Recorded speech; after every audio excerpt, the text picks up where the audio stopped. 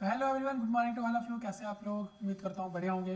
तो अच्छी सी good morning के साथ आज का करंट अफेयर सेशन शुरू करते हैं बिना किसी देर के।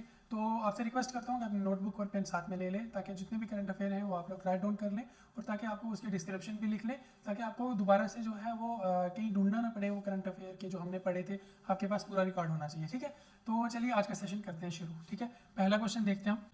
पहला क्वेश्चन है, who has become the first female cricketer to score fourth ODI century in a calendar year. इस साल में ऐसी कौन सी वुमेन क्रिकेटर है जिसने 4 वनडे इंटरनेशनल सेंचुरीज मारी हैं। ठीक है, तो सबसे पहले आपको इतना पता, एक चीज़ मैं आपसे बता दूं कि आप लोग को मैंने जैसे पहले भी बताया था कि जो टॉपिक हम पढ़ रहे हैं उसके बारे में बेसिक नॉलेज जो होना वो बहुत ज़रूरी है। ठीक है, तो एक चीज़ हम डिस्कस करते हैं कि हम लोगों को ये पता होना चाहिए कि फीमेल क्रिकेट का वर्ल्ड में और इंडिया में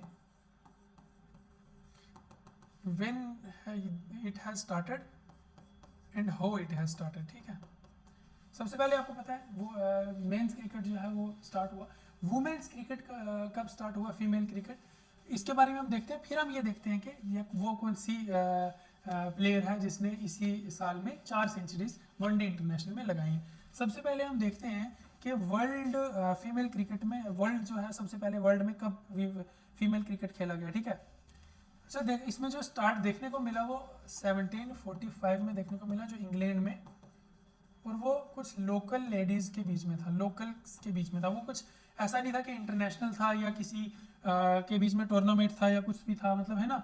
तो वो एक 1745 में पहली बार क्रिकेट का जो एक रिकॉर्ड है वो मौजूद है कि वर्ल्ड में 1745 में इंग्लैंड में पहली बार देखा गया। उसके बाद 1887 में इंग्लैंड और ऑस्ट्रेलिया के बीच में मैच हुआ। ठीक है, वुमेन क्रिकेट मैच जो है 1887 में इंग्लैंड और ऑस्ट्रेलिया के बीच में हुआ दूसरी बार। पहली बार कब हुआ? 1745, जो रिकॉर्ड में है। हो सकता है कि इससे पहले भी खेले गए हों, लेकिन जो ऑफिशियल रिकॉर्ड में है, जो रिकॉर्डेड है, वो 1745 में इंग्लैंड में लोकल के बीच में हुआ था। 1887 में इंग्लैंड और ऑस्ट्रेलिया के बीच में हुआ था। और फर्स्ट वुमेन्स कप जो हुआ था 1973 में, 1973 में फर्स्ट जो है वुमेन्स कप हुआ था। फर्स्ट वुमेन्स कप 1973 में हुआ था। उसके बाद बात करें 1973 के बाद जो वुमेन क्रिकेट का जो इसकी पीक पे जो जब ये आई, तो ये आया था 2009 के बाद। 2009 के बाद जो है वुमेन क्रिकेट एक अलग ही पीक में आया था, जिसमें वर्ल्ड क्रिकेट चैंपियनशिप स्टार्ट हो गए थे। वुमेन्स के काफ़ी सारे ट्रॉफीज और काफ़ी सारे मैचेस और काफ़ी सारे वर्ल्ड सीरीज जो स्टार्ट हो गए थे। ठीक है, ये रही बात किसकी, वर्ल्ड फीमेल क्रिकेट जो वर्ल्ड में, all India, all over the world में स्टार्टअप हुआ। ठीक है, तो अगर बात की जाए इंडिया की, तो इंडिया में भी 1973 में क्रिकेट का स्टार्टअप हुआ, जो इंडिया की लोकल टीम्स में खेला गया। ठीक है, लोकल टीम्स में। ठीक, उसके बाद 1976 में इंडिया जो है वो वर्ल्ड वुमेन चैंपियनशिप में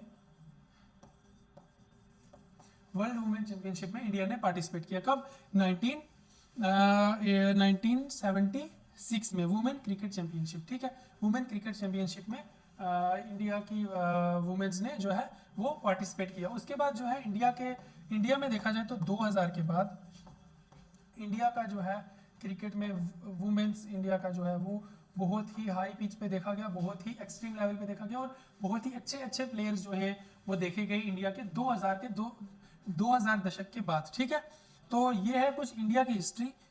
तो न्यू डायरेक्शन लिया इंडिया के हिस्ट्री ने 2000 के बाद क्रिकेट में। किसने? कौन से क्रिकेट में? Female cricketers. ठीक है, चलिए इतना समझ गए आप लोग, इतना पता होना चाहिए बेसिक कि कब क्या हुआ था। अभी हम देखते हैं, क्वेश्चन की तरफ चलते हैं अभी। ठीक है, चलिए अब क्वेश्चन पूछता है कि इस साल 2024 में ऐसी कौन सी प्लेयर है जिन्होंने 4 ओडीआई वनडे इंटरनेशनल में जो है सेंचुरीज लगाई हैं। तो वो है स्मृति मंधाना। स्मृति मंधाना जो है वो इंडिया के करंट कैप्टन भी हैं। ठीक है, इंडियन टीम की करंट कैप्टन भी है। तो इनके बारे में देखते हैं। India star women cricketer Smriti Mandhana has achieved another milestone in world cricket by becoming the first female cricketer, और ये फर्स्ट फीमेल क्रिकेटर है। ठीक है, फीमेल क्रिकेटर है to score 4 centuries in a calendar year. एक कैलेंडर ईयर में, मतलब एक साल में 4 सेंचुरीज लगाना इंटरनेशनल वनडे इंटरनेशनल में, वो पहली महिला बनी है। अकॉर्डिंग टू विटसन this remarkable feat set a new record of the most centuries in the calendar year in women ODIs, ठीक है। तो ये वर्ल्ड की हिस्ट्री में पहली वुमेन बनी है जो एक कैलेंडर में वनडे इंटरनेशनल में जिन्होंने 4 सेंचुरियां लगाई हैं। तो इसका जो करेक्ट आंसर रहेगा वो क्या रहेगा, स्मृति मंदाना, ठीक है। चलिए अगले क्वेश्चन की तरफ, ठीक है। अगला क्वेश्चन देखते हैं, who will be honoured with the life time achievement award at the directors of guild of America's award, ठीक है।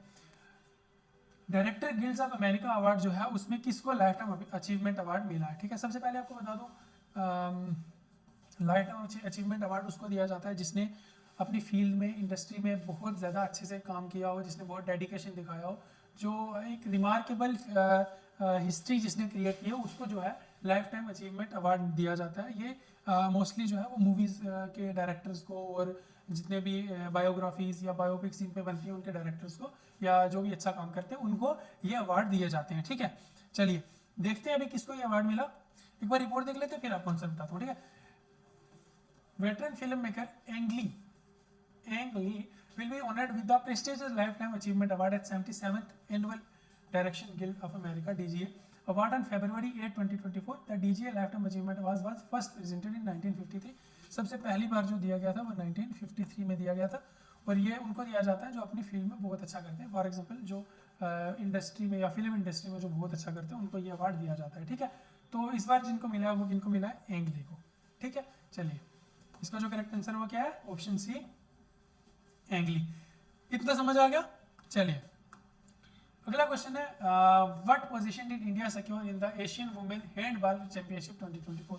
हैंडबॉल चैंपियनशिप सबको पता है क्या होता है। हैंडबॉल चैंपियनशिप 2024 में इंडिया की पोजीशन क्या है, क्या थी, ठीक है।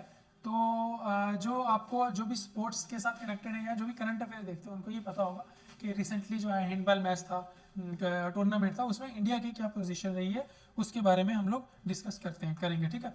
India women handball team achieved a significant milestone at Asia's Women Handball Championship 2024 by finishing 6th, their best ever performance in history। मतलब इससे पहले हिस्ट्री में कभी भी इतने हाई पोजीशन पे इंडिया की टीम नहीं आई, इस बार 6th पोजीशन पे इंडिया की टीम जो है वो आई है, ठीक है।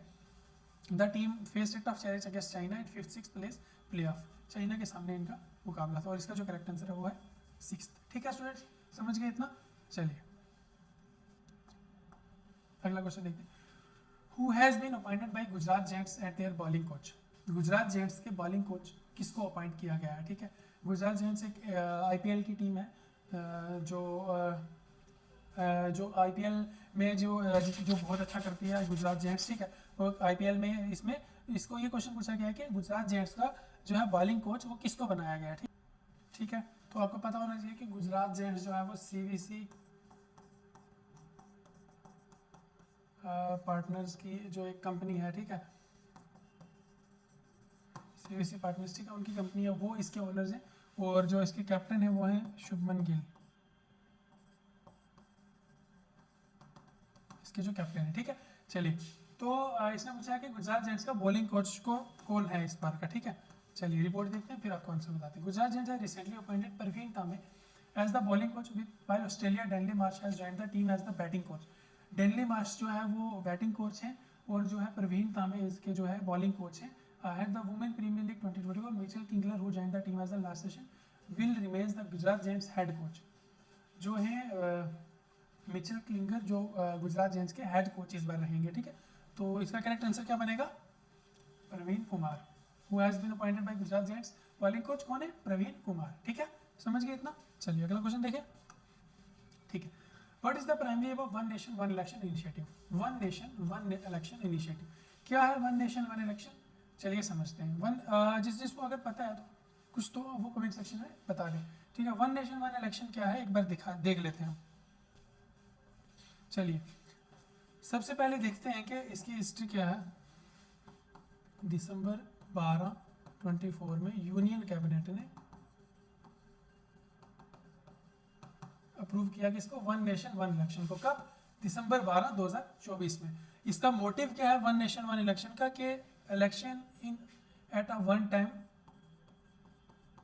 इलेक्शन, ठीक है, election in a one time. और ये इनका मेन प्राइमरी उद्देश्य ये है कि एक टाइम में इलेक्शन होने चाहिए इन ए सिंगल डे और a specific time in a single day. मतलब जितने भी कंट्री में इलेक्शन होंगे भले ही वो 28 स्टेट्स हैं, जिनमें 28 स्टेट्स यूनियन टेरिटरीज को मिला के जितना भी है वो इलेक्शन एक दिन हो या कोई एक स्पेसिफिक टाइम हो, ठीक है, स्पेसिफिक टाइम ऑफ इलेक्शन जिसमें सारी कंट्री के इलेक्शन जो है एक ही बार हो, तो इसीलिए इसको वन नेशन वन इलेक्शन का जो है इनिशिएटिव दिया गया, ठीक है। तो इसका मेन उद्देश्य ये है कि इलेक्शन जो है वो वन टाइम हो, ताकि एक जो है उसमें वो जो एक्यूरेसी वो बरकरार रहे और जो है जिसमें उसमें कॉन्फ्लिक्ट जो है वो ना हो, ठीक। और दूसरा आगे हम देखते हैं कि जो है इलेक्शन की अमेंडमेंट अगर देखा जाए तो आर्टिकल 82 एंड 172 में जो है इलेक्शन की अमेंडमेंट के लिए हम लोग इसकी जो है वो कर सकते हैं 82 और 172, ठीक है। समझ गए इतना आप लोग, ठीक है। तो सॉरी 82 नहीं 83, ठीक है, 83 एंड 172। तो अभी इसका जो करेक्ट आंसर है वो क्या है, एक बार रिपोर्ट देखते हैं फिर आपको बताता हूँ आंसर क्या है। On December 12, 2024, the Union Cabinet approved the One Nation One Election bills, significant step towards implementing the simultaneous election across India. एक ही बार में पूरी इंडिया में इलेक्शन करवाने की बात की गई, जैसे हमने डिस्कस किया। Aims to synchronize the election for the Lok Sabha, state assemblies and local bodies, reducing the frequency of election and associated cost and distribution, ठीक है। समझे आप लोग? अभी इसका क्वेश्चन आंसर क्या, to reduce frequency of election and associated cost, ठीक है। इसमें बात की गई है कि one election one nation one election में ये इलेक्शन अगर एक बार होगा तो उसमें हम लोग कॉस्ट एफिशिएंसी उसकी एक्यूरेसी को इंप्रूव करने की बहुत ट्राई कर सकते हैं, ठीक है। अगर पूरी कंट्री में एक ही बार इलेक्शन होगा, चाहे वो लोकसभा का इलेक्शन हो, लेजिस्लेटिव हो, एग्जीक्यूटिव, किसी चीज़ का इलेक्शन हो, ठीक है। इतनी समझ आ गई आपको बात। चलिए अगला क्वेश्चन देखें लास्ट। चलिए अगला क्वेश्चन हम देखते हैं, which award category is a part of national panchayat award. National panchayat award इनमें से कौन से अवार्ड की कैटेगरी है, ठीक है। इसमें से कौन सा अवार्ड जो है नेशनल पंचायत अवार्ड की कैटेगरी में आता है। सबसे पहले जितने भी स्टूडेंट्स हैं जो भी पॉलिटिकल से बैकग्राउंड नहीं रखते उनको ये पता होना चाहिए कि what is national panchayat. National panchayat क्या है, पंचायत एक 3 टायर और 4 टायर पंचायत सिस्टम है, ठीक है, जिसमें मोस्टली जो है वो लोकल जो भी लोकल सेल्फ गवर्नमेंट है वो आती है, पंचायत राज, ठीक है, लोकल सेल्फ गवर्नमेंट।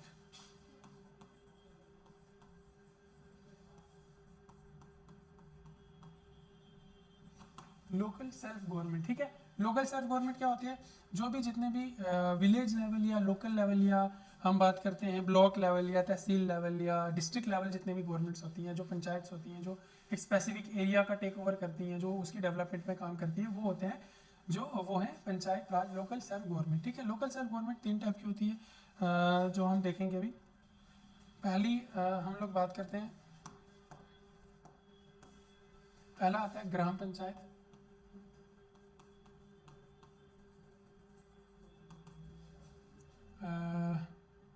पंचायत समिति,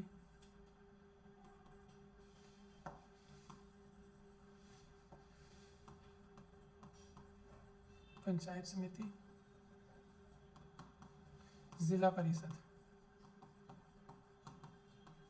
चलिए जिस जिसको पता है बताइए ग्राम पंचायत क्या होता है, पंचायत समिति क्या होती है और जिला परिषद क्या होता है, ठीक है। सबसे पहले देखते हैं जो सबसे लोअर लेवल पे आती है वो होती है ग्राम पंचायत, जिसको विलेज लेवल बोलते हैं, ठीक है। विलेज लेवल पे जितनी गवर्नमेंट जिसमें सरपंच पंच सब आते हैं, ठीक है। उसके बाद आती है पंचायत समिति, जो लोकल लेवल जिसको बोलते हैं ब्लॉक लेवल और तहसील लेवल, जिसमें हमारे डीडीसी बीडीसी ये सब आ जाते हैं, ठीक है। उसके बाद आती है जिला परिषद। जिला परिषद जो होती है वो होती है डिस्ट्रिक्ट लेवल, ठीक है। डिस्ट्रिक्ट लेवल पे जितने भी हमारे पास पटवारी हो गए या नायब तहसीलदार हो गए, ये सब डिस्ट्रिक्ट लेवल पे आते हैं। और ये जो है तहसीलदार हो गया, ये जो है ये 3 टाइप्स की गवर्नमेंट्स हैं, 3 टाइप की जो है पंचायत हैं जो हम लोग लोकल सेल्फ गवर्नमेंट में देखते हैं। तो अभी क्वेश्चन की तरफ आते हैं हम लोग कि इसमें से कौन सी अवार्ड कैटेगरी जो है वो देखी जाती है पंचायत अवार्ड्स में, ठीक है। Mahatma Gandhi rural development award, Nanaji Deshmukh सर्वोत्तम पंचायत सत्ता award, Jawaharlal Nehru innovation award या स्वच्छ भारत विलेज अवार्ड, ठीक है। तो जो करेक्ट आंसर है वो है ऑप्शन बी, नानाजी देशमुख सर्वोत्तम पंचायत सतत विकास पुरस्कार, ठीक है। तो ये 11 दिसंबर 2024 president of India Shrimati Droupadi Murmu ने प्रेजेंट किए थे अवार्ड्स किसको, कुछ पंचायत को जो कि जिन्होंने इस साल में बहुत बढ़िया काम किया था अपने लेवल पे, अपने ब्लॉक्स पे, अपने जितने भी जो उनके सेक्टर में जितने काम थे उन पे उनको ये अवार्ड दिया गया था। कौन सा अवार्ड, नानाजी देशमुख सर्वोत्तम पंचायत सतत विकास पुरस्कार, ठीक है। तो ये उनको क्यों दिया गया कि उनके इनोवेशन, उनके काम करने का तरीका, उनका जो अपने गांव के प्रति लॉयल्टी थी, उनको देख के प्रेसिडेंट श्रीमती मुर्मू ने जो है, द्रौपदी मुर्मू ने उनको ये अवार्ड से नवाजा। तो जिससे एक मोटिवेशन बाकी लोगों को गया कि यार जितना भी हम लोग अपने ब्लॉक में काम कर सकते हैं उतना अच्छा करें, ताकि हम लोग भी जो है जो अपनी कंट्री को बेटर डेवलप कर सकें। तो स्टूडेंट्स ये कुछ हमारे लिंक्स हैं हमारे इसके इंस्टीट्यूट के, तो आप लोग एक बार इसको देख के, हमारे यूट्यूब चैनल पे ये सब आता है करंट अफेयर्स वगैरह, तो आप लोग इनको सब्सक्राइब फॉलो कर सकते हैं सबको, जिसमें आपको बढ़िया बढ़िया सा content daily to daily basis पे मिलता है। तो आज के लिए इतना ही स्टूडेंट्स, मिलते हैं एक अगली वीडियो में, तब तक के लिए अपना ख्याल रखें। Thank you so much.